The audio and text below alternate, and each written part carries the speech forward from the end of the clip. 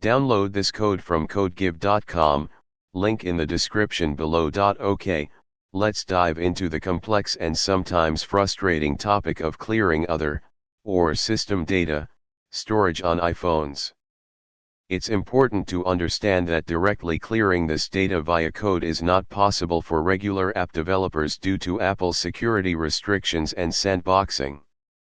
This tutorial will focus on indirect methods and code examples, where applicable, to influence the system's storage management and potentially reduce the other category. We'll also discuss why certain techniques work, or don't, and the ethical considerations involved. Disclaimer: the methods described below are not guaranteed to dramatically reduce other storage. The system's storage management is complex and depends on numerous factors beyond your direct control. Some methods may have a temporary effect. Proceed with caution and understand the potential limitations.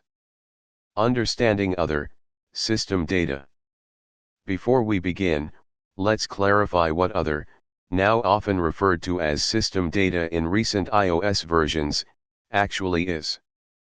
It's a catch-all category that encompasses *system files, *iOS itself, core applications, and related system data.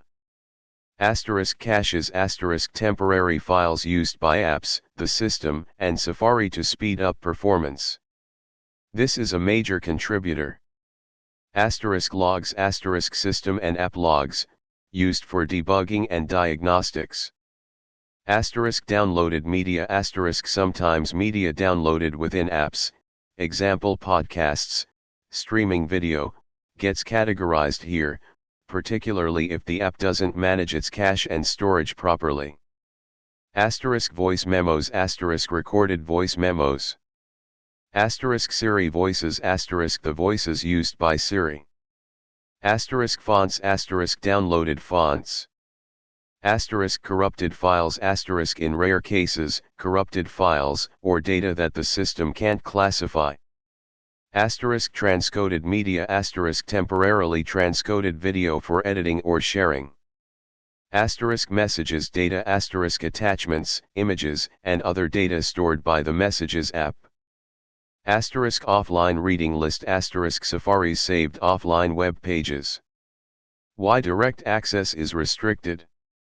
Apple's iOS is a tightly controlled environment.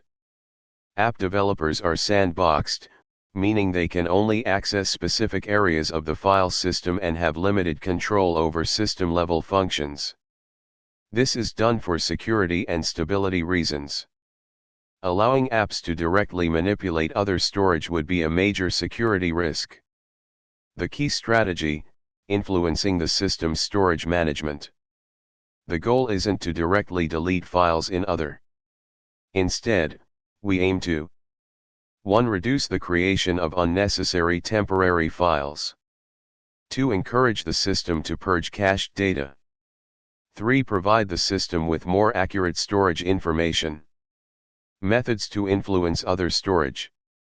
Here are 7 methods, explained with code examples, where applicable, and detailed explanations. 1. Proper cache management within your app, the most important. This is the most crucial step and where you, as a developer, have the most control. If your app downloads or generates data, images, videos, JSON, etc., you must implement proper caching mechanisms. Use URL cache appropriately. The URL cache class in Foundation is designed for caching network responses. Configure it properly and let it do its job. Explanation. URL cache stores network responses, data, headers, on disk and in memory. Memory capacity and disk capacity control the maximum size of the caches. Choose values appropriate for your app's usage. Disk path specifies a subdirectory for the cache files. Use protocol cache policy respects the cache directives sent by the server, example cache control headers. This is usually the best choice. Other options include .return cached data else load, .return cached data don't load, and .reload ignoring local cached data. Implement custom caching for other data. For data you generate or store manually, create your own caching mechanism. Use the file manager to manage files in your app's caches directory. Explanation file manager.default.urls, for, .caches directory, in, .user domain mask, returns an array containing the URL of the caches directory. Always use the first element. Appending path component creates a URL for the specific file in the cache directory. Data.write, to writes data to a file. Data, contents of reads data from a file. File manager.default.remove item, deletes a file. Important implement a policy for deciding when to clear cached data. Consider factors like file age, size, and memory pressure. Use dispatch_queue.global, QoS.background, .async when doing file operations, so your app doesn't freeze. Use NSCache for in-memory caching. NSCache is a class specifically designed for in-memory caching. It automatically evicts objects when memory is low. Explanation NSCache stores key value pairs in memory. When memory is low, the system automatically evicts objects from the cache. You don't need to manage this manually. Use NSCache for frequently accessed data that is expensive to regenerate. Regularly trim the cache. Implement a mechanism to periodically clear your app's cache. This can be based on a timer, app lifecycle events, example entering background, or user settings. Provide a setting in your app's settings screen to allow users to manually clear the cache. Use timestamp /last modified dates. When saving data to the cache, store a timestamp or the last modified date. Use this information to determine if the cached data is stale and needs to be refreshed.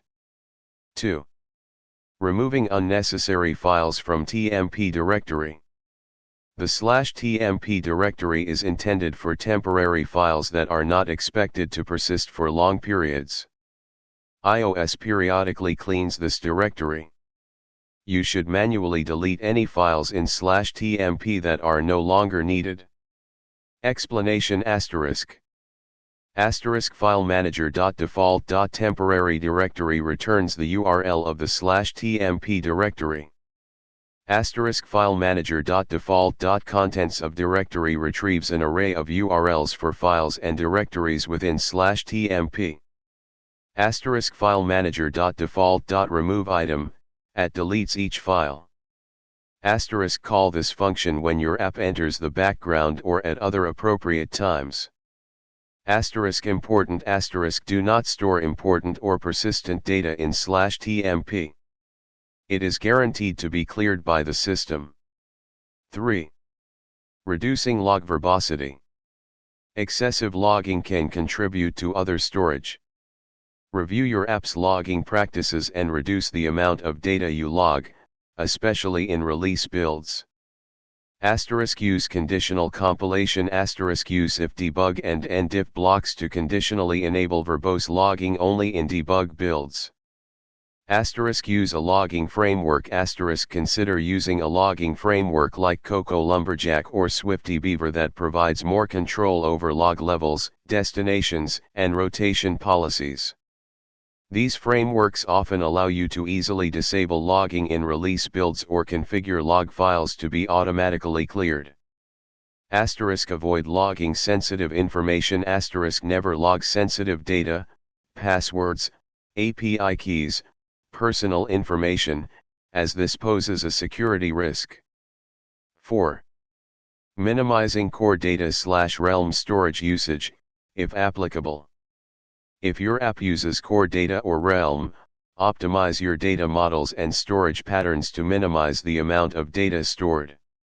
Asterisk use appropriate data types. Asterisk choose the smallest data types that are sufficient for your needs, example int16 instead of int64 if possible. Asterisk optimize relationships. Asterisk carefully design your entity relationships to avoid unnecessary data duplication. Asterisk implement data pruning. Asterisk periodically remove old or unnecessary data from your database.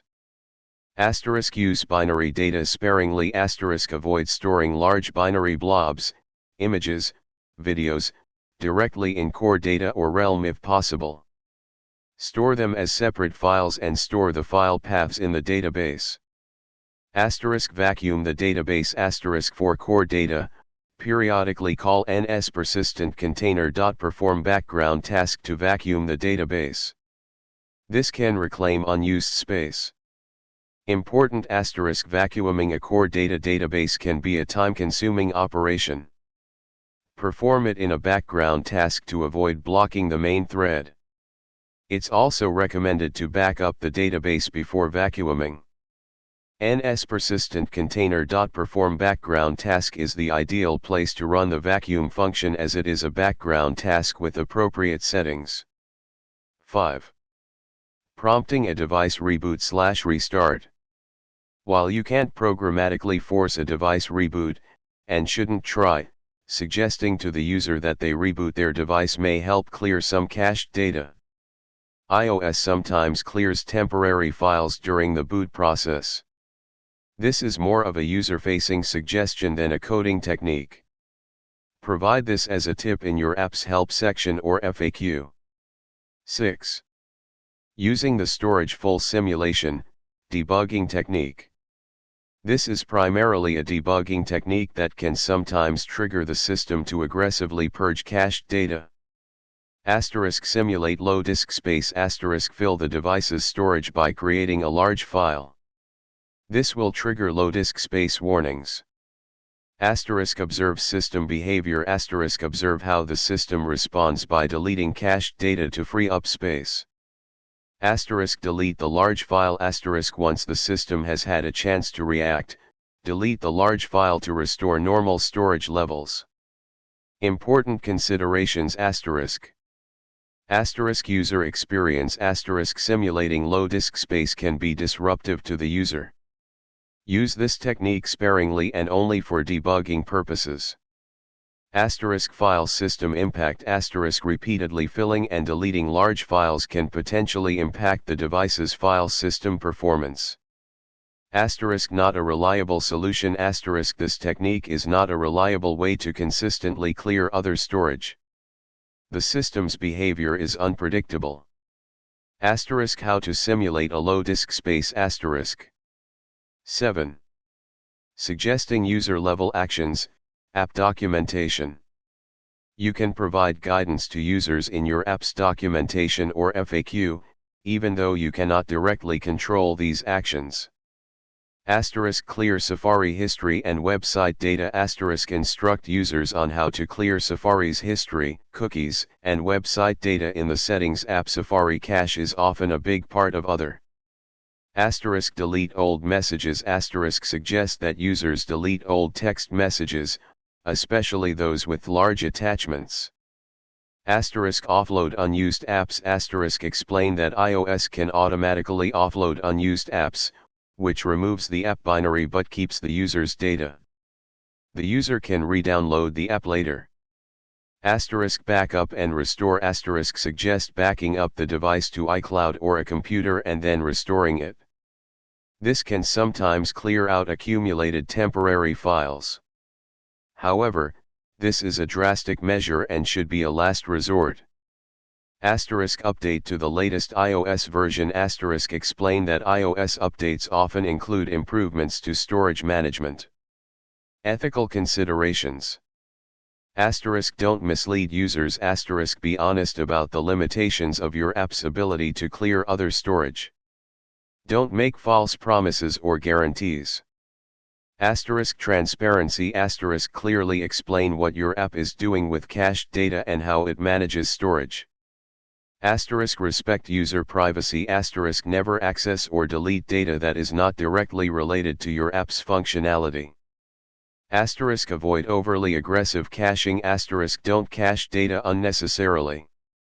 Be mindful of the potential impact on storage.